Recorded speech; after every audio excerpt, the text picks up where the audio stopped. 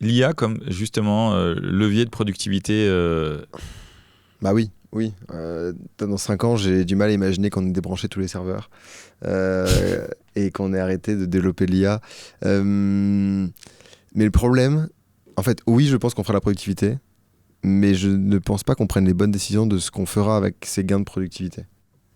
Tu peux développer, tu peux développer, ouais. Ouais, en fait, c'est certain, et moi je le vois déjà, je suis plus productif, je suis plus créatif, je fais plus de choses que ce que je faisais déjà avant.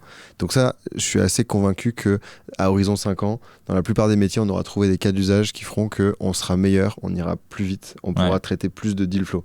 Tu vois, mon père qui est expert comptable, là il se pose la question, il se dit, est-ce que...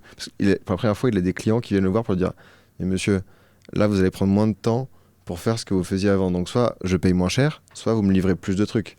Et donc là, il est dans un dilemme où il va falloir qu'il livre plus de trucs aux clients. Il va pouvoir aussi prendre plus de clients pour en servir plus. Donc productivité, ouais. Mais après, pour moi, tu as 3 façons d'allouer ces gains de productivité. Soit du coup, tu fais la croissance, tu sers plus de clients, tu augmentes le nombre de clients, de dossiers que tu traites. Soit tu en fais autant, mais tu améliores la qualité. Donc tu vas aller beaucoup plus loin, tu vas livrer plus de choses pour le client qui paye le même prix. Soit tu vas réduire le temps de travail. Je pense que la promesse de l'IA, elle devrait être un petit peu des 3, a priori. C'est bien de faire plus de croissance parce que c'est un outil qui permet. C'est bien d'être un peu moins dans le rush et d'avoir plus de temps. Tu vois, le manager qui court partout, qui fait des reporting, on arrête ça. Tu passes du temps sur le terrain et tu fais mieux ton job de manager. Mais du coup, en RH, c'est la même chose. Dans d'autres métiers, c'est la même chose. Et en fait, tu peux récupérer un peu de temps. Pourquoi est-ce qu'effectivement, on passe pas d'un truc de 35 heures à 32, à 30 peut-être, tu vois, on verra ce qu'on récupère comme temps.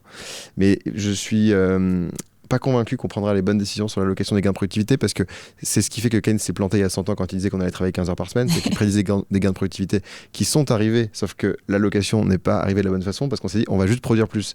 Et si on n'a pas cette conversation, on produira juste plus. Et ce qui se passe aujourd'hui, c'est qu'on va récupérer des 5 minutes, des 10 minutes, des 15 minutes par-ci par-là.